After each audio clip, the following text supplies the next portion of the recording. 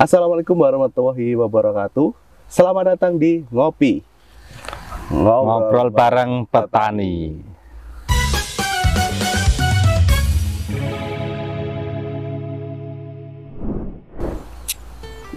Wah, luar biasa. Ya. Perkenalkan, nama saya Adam Wibawa, staf dari Promotion Mobile Development. Hari ini saya sedang berada di Kabupaten Temanggung ya. Dan di depan saya ini adalah Bapak Budi. Tentunya petani-petani di daerah Temanggung pasti kenal sama Bapak Budi ini ya. Bapak Budi boleh perkenalkan diri lagi, Pak Budi? Oke. Ya, nama saya Budi, selaku petani dan juga pembimbing khususnya para petani pemula, petani cabai di wilayah Tembara hingga sampai Temanggung dan sekitarnya. Wah, luar biasa sekali Ya. berarti Pak Budi ini ya. Berarti Pak Budi ini sudah bertani, sudah ngasih edukasi, sudah ngasih bimbingan, luar biasa sekali. Pasti sobat tani di sana yang tahu Pak Budi boleh komen di bawah ya. Ya. Oke Pak Budi, ini kan seperti kita tahu nih, di belakang saya ini ada tanaman cabai yang luar biasa seperti ini di musim kering ya Pak Ya, Budi ya. musim kemarau. Waduh, luar biasa. Ini padahal di musim kemarau tapi tanaman cabai bisa sebagus ini. Ya, Itu alhamdulillah lah. trik-triknya bagaimana Pak Budi menurut Pak Budi itu? Terus bagaimana cara perawatannya? Terus nanti bagaimana cara pengolahan lahannya? Ya. Oke. Oke Sobat Tani DGW, kita akan mendengarkan beberapa tip and trik ya pengolahan lahan menurut Pak Budi. Silakan Pak Budi. Ya, jadi begini ya, untuk kita mau berbudidaya cabai itu nomor satu memang harus pengolahan lahan ya Mas ya. Iya benar. Karena dasaran ataupun olah lahan dari awal itu namanya pondasi kalau di sini. Oh, pondasi. Iya, tanaman pondasi ya, Pak, itu ya? ya, pondasi tanaman itu kita siapkan yang secara optimal lah, agar nanti kedepannya itu tidak ada kendala yang berarti gitu. Jadi dari pengolahan, dari membajak awal kita perhatikan untuk nanti persiapan drainase juga harus, terus lebar bedengan, tinggi bedengan, nanti bang jarak tanam itu harus kita perhatikan. Itu luar biasa sekali ya. Untuk apa persiapan awal tanam sendiri itu langkah-langkahnya bagaimana Pak Budi? Untuk awal biasanya itu pertama kita bajak ya. Oh, iya. Bajak, kalau di sini itu istilahnya bahasanya itu dibajak ngiwo gitu. Ngiwo. Iya, ngiwo itu dibajak sekali. Oh, gitu. Nah, nanti diulangi kedua kali, tanahnya itu lebih lembut sedikit lah. Berarti tanahnya dibalik gitu Ya, ya? dibalik dua kali. Dibalik dua kali Iya, ya? 2 kali. Agar bisa maksimal nanti. Setelah itu tidak langsung kita buat hulu dan enggak. Oh, gitu. Kita diamkan paling enggak itu 2 atau 3 hari supaya lebih kering lagi, baru kita pakai rafia atau kita garis dulu untuk menyesuaikan nanti parit berapa, lebar bedengan berapa, baru kita olah lagi pakai manual cangkul biasa, mulai proses guludan gitu. Oh, guludan. Iya. Berarti itu sebelum tutup mulsa ya? Berarti Iya, itu belum proses pemberian dolomit ataupun pupuk dasar belum. Oh, belum. Itu baru proses pengolahan lahan awal sama sketsa guludan saja. Oh, baru sketsa ya? Iya. Nantinya akan dibentuk bedengan seperti ini ya? Terus setelah selesai bikin guludan itu, terus langkah selanjutnya apa Pak? Tadi sampai di pembuatan sketsa guludan ya. Misalkan lebar 90 cm. Nah, itu baru kita proses pertama penebaran dolomit ataupun kapur tanah. Nah, untuk kapur tanah ya relatif lah, karena nanti menyesuaikan di struktur tanah. Kalau biasanya lahannya di yang terlalu becek atau kadar airnya tinggi, itu dolomit ataupun kapur tanah bisa di volumenya lebih ditambahkan sedikit gitu. Oh, itu kenapa Pak Budi kok bisa harus lahan yang becek itu harus ditambah dolomit? Itu pengaruhnya Lebih banyak gimana? gitu. Iya, Iya. pengaruhnya apa? Ya, pertama itu supaya menaikkan pH tanah. Oh, pH tanah. Iya, Sobat. karena pH tanah itu kunci pertama untuk menanam cabai. Karena di cabai itu paling enggak kan tuntutan pH tanah itu 6,5 ke atas. Oh, dicatat ya Sobat Tani ya. Iya. Tips dari Pak Budi, pH tanah diperhatikan dari angka 6,5. 6,5 Iya. ya. Jadi Sobat Tani yang di luar sana dicek pH tanahnya dulu. Sudah normal atau belum, baru bisa menanam cabai gitu. Ya, Oke. Karena pH tanah itu kunci, karena kan kalau tanaman seperti mentimun atau tanaman yang merambat lainnya kan pH-nya malah di 5,5 gitu. Kan kalau cabai tuntutan itu 6,5 lah, baru nanti hasilnya kelihatan. Kalau nomor 1 pH pokoknya itu. Oh, nomor 1 berarti ya, yang diperhatikan memang pH tanah ya.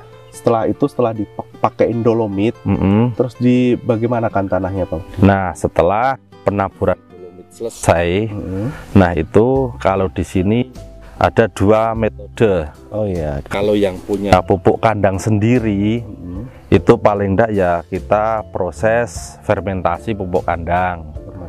Tapi kalau yang tidak mempunyai pupuk kandang sendiri, juga sudah disediakan di toko-toko pertanian organik yang sudah siap untuk dipakai. Oh gitu ya. Berarti setelah selesai bikin dikasih dolomit ya, terus atasnya organik dulu. Oh gitu. Iya, mau kompos, kotoran ayam, kotoran kambing itu bebas. Yang penting sudah kering lah. Kandungan gas amonia itu udah hilang. Wah, ini tips yang luar biasa ya Sobat Tani. Iya. Sampai sini bisa dipahami ya Sobat Tani ya. Tadi biar gas amoniaknya hilang, ditunggu berapa hari gitu Pak? Atau ya kalau kering? Ya sudah kering aja. Kalau saat ini di musim kemarau kan lebih cepat ya untuk proses pengeringan. Bisa kita menggunakan atau yang lain lah untuk fermentasi itu, mengurai pupuk kandang basah, jadi siap pakai gitu aja. Jadi setelah siap dipakai ya, ciri-cirinya pupuk kandang yang sudah siap dipakai itu kering, sudah nggak berbau, itu sudah berani untuk dipakai. Oh itu aja. Itu mantap sekali. Iya. Terus setelah selesai dipakein pupuk kandang, ya, terus setelah itu langsung ditutup mulsa atau bagaimana? Enggak, kalau di sini. Jadi paling enggak itu unsur NPK juga masuk. Unsur NPK-nya iya, juga ya? NPK. Jadi kalau saya menganjurkan itu karena kan tanah itu berbeda-beda. Nah, contohnya tanaman ini saja kan lahan janda. Oh, lahan janda. Iya, ini sudah 3 kali penanaman. Jadi kalau cuma mengandalkan pupuk kandang saja mungkin kurang optimal untuk pertumbuhannya. Yang paling enggak ya NPK, fosfat juga adalah kandungan masuk seperti pas awal gitu ya? Iya. Untuk kita pertama membuat guludan itu. Oke, saya tertarik nih, tadi Pak Budi menyebutkan lahan janda. Mungkin Sobat Tani yang sudah menanam cabai mungkin tahu ya lahan janda itu seperti apa. Tapi yang belum tahu lahan janda itu, boleh diceritakan Pak Budi lahan janda itu seperti apa sih?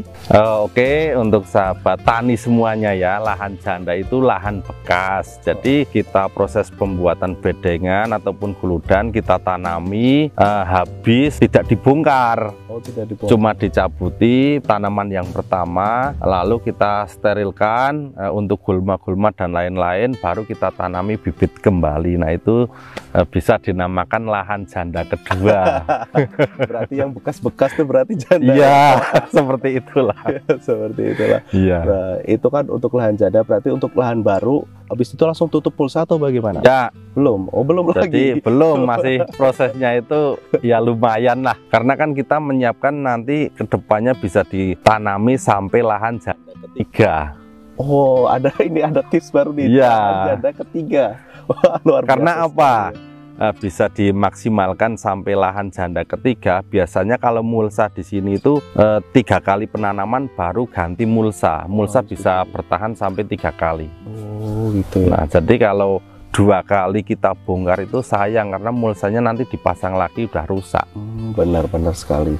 Saya sepakat sama Pak Budi nih ya. Jadi proses pertama pembuatan guludan ya, kita cakep ya Sobat Tani. Pertama itu kita planning dulu jarak parit berapa ya. Kalau yang standar saya itu nganjurkan jarak parit paling enggak 1 meter lah minimal. 1 meter.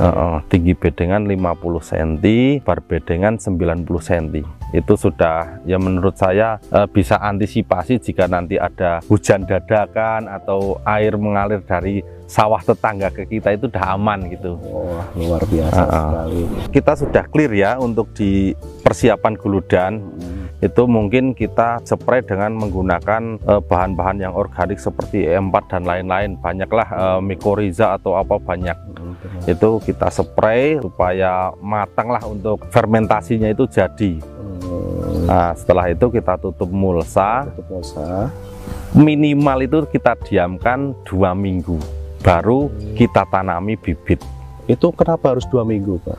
Nah, itu supaya untuk pupuk dasar dari organik maupun NPK itu terurai dengan optimal. Oh gitu ya, Pak. Dan kandungan amonia itu hilanglah. Karena nanti kalau tidak didiamkan minimal 2 minggu, itu malah kalau langsung ditanami bibit malah gosong. Oh, malah gosong? Iya. Karena kan masih ada kandungan-kandungan gas beracun lah seperti amonia dan lain-lain gitu. Oh, gitu ya, Sobat Tani. Jadi menurut pengalaman saya ya mending lebih amannya daripada kita menyiapkan bibit baru untuk ulang tanam, mending ya minimal 2 minggu sampai 1 bulan pun malah lebih bagus. Contohnya kalau ada sudah tumbuh gulma baru di guludan kita itu berarti sudah siap kita tanami. Oke lah. Berarti Sobat Tani nih, ya. Tips dari Pak Budi ya untuk didiamkan 2 minggu biar benar-benar matang dan siap untuk ditanami lah. Terus setelah itu ditutup mulsa ya. Terus ditutup mulsa, terus untuk mulsa sendiri itu jarak tanamnya berapa senti sih, Pak Budi kalau di sini? Di sini itu rata-rata 45. Cuman saya kurang setuju. Oh gitu. Karena SOP-nya saya itu minimal 50 cm. Oh. Tapi kan relatif karena ada petani yang masih kolot ataupun ya minta maaf masih menggunakan metode zaman dahulu dari kakek-kakeknya itu kan. Ya, benar. Lebih banyak bibit yang kita tanam, mungkin berbibitnya itu lebih banyak produksi yang dihasilkan. Tapi sebenarnya malah kurang efektif. Iya. Ya. Apalagi kalau di pas musim penghujan, itu nanti akan rawan sekali terkena jamur. Oh, gitu ya. Dengan kesalahan jarak tanam.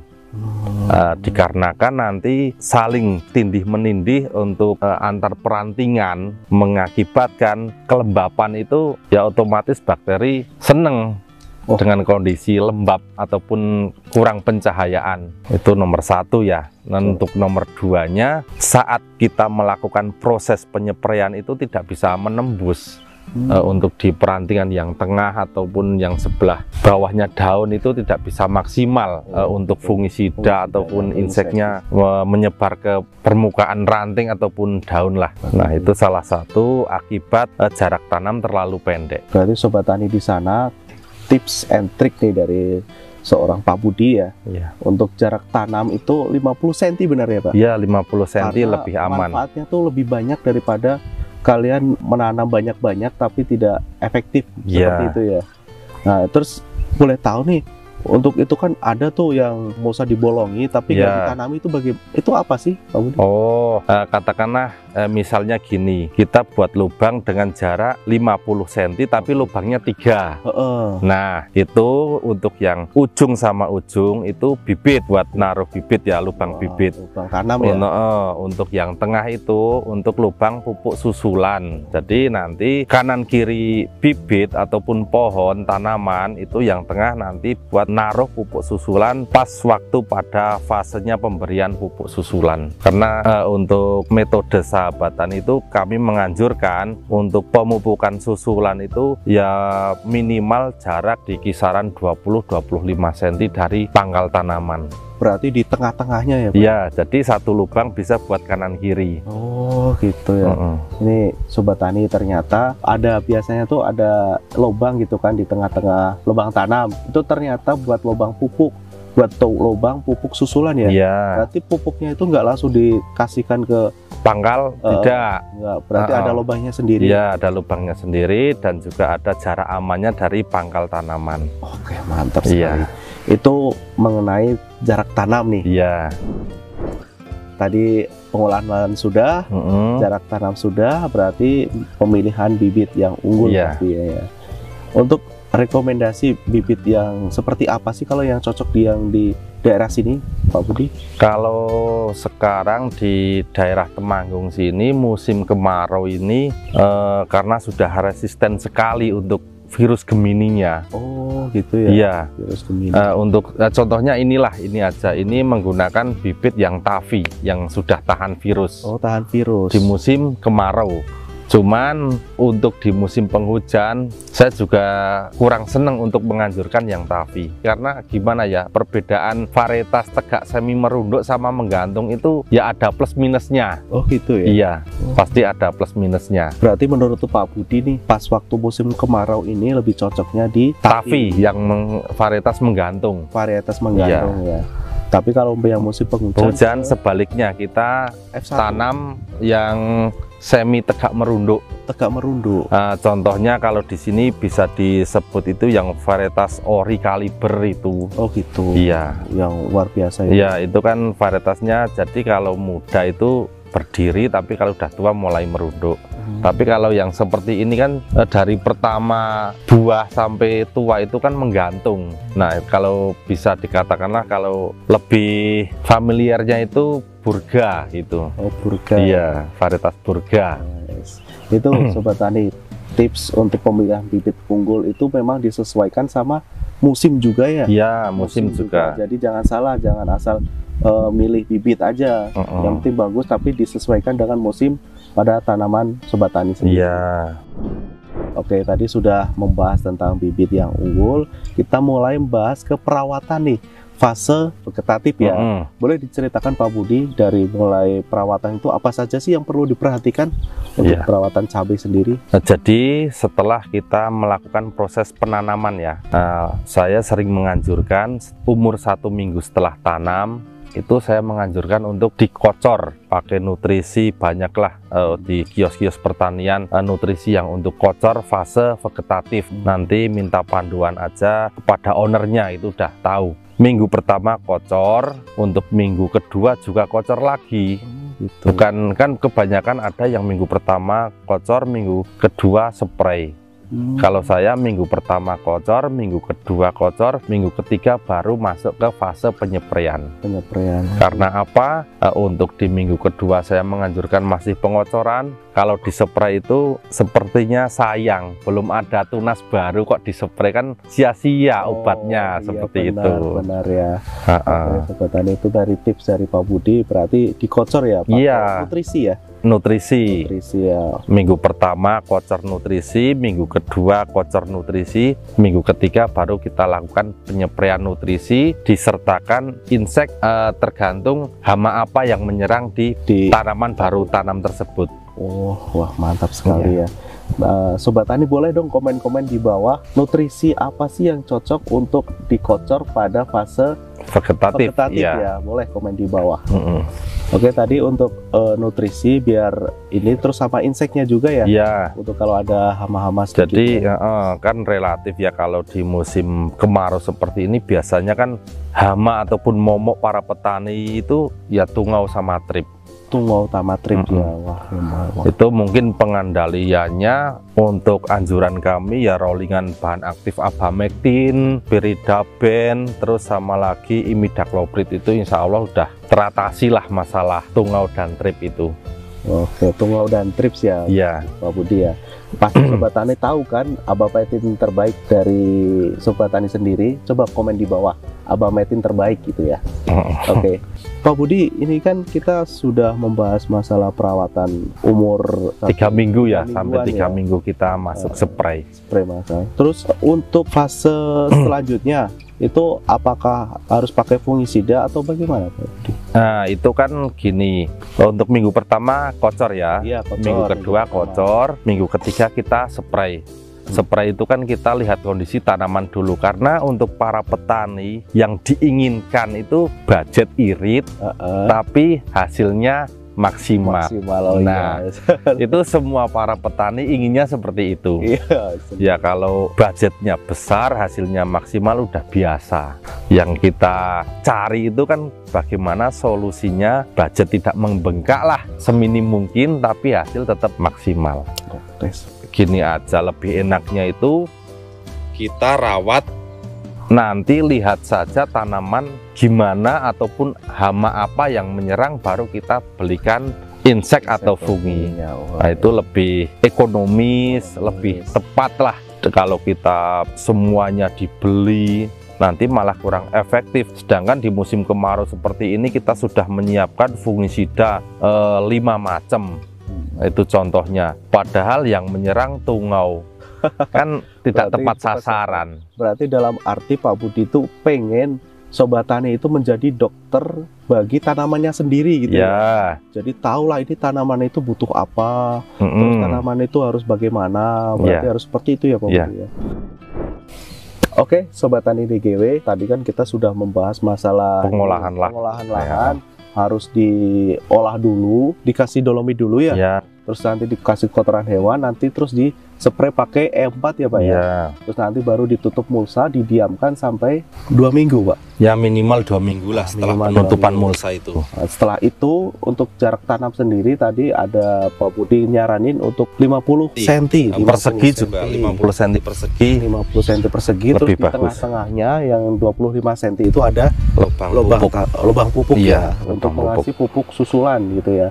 Terus setelah itu untuk pemilihan bibit unggul untuk di cuaca yang panas ya. Kalau di musim kemarau kita tanam yang tavi, kalau di musim penghujan bisa menanam yang jenis semi tegak merunduk, itu aja. Semi tegak merunduk sekali. Terus setelah itu untuk setelah 1 minggu tanam, pengocoran nutrisi ya. Setelah pengocoran nutrisi minggu kedua juga. Oh, minggu kedua juga. Minggu ketiga baru kita spray. Baru dispray. Jadi spraynya itu boleh dicampur insektisida kalau tangan, fungisida bisa. Fungisida bisa. Mungkin kalau untuk buat pencegahan. Antisipasi lah. Oke, Sobat Tani, mungkin Pak Budi punya saran buat para petani yang ada di seluruh Indonesia sana biar bisa menjadi petani yang seperti Pak Budi inilah. Oh ya. Untuk sahabat tani semua, khususnya bagi pemula ya, mungkin yang senior-senior sudah banyak.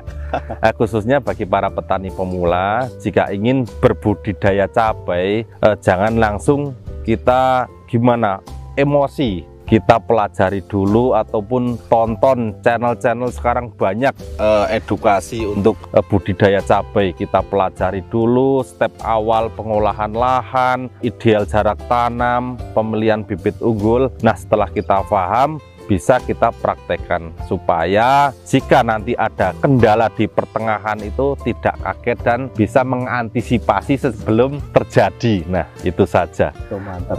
Iya. Sobat Tani, tips dari Pak Budi ya. Oke Sobat Tani DGW, mungkin cukup sekian dari bincang-bincang kita pada pagi hari ini. Kita boleh ngopi lagi ya Pak? Siap. Oke, diminum Pak. Oh ya.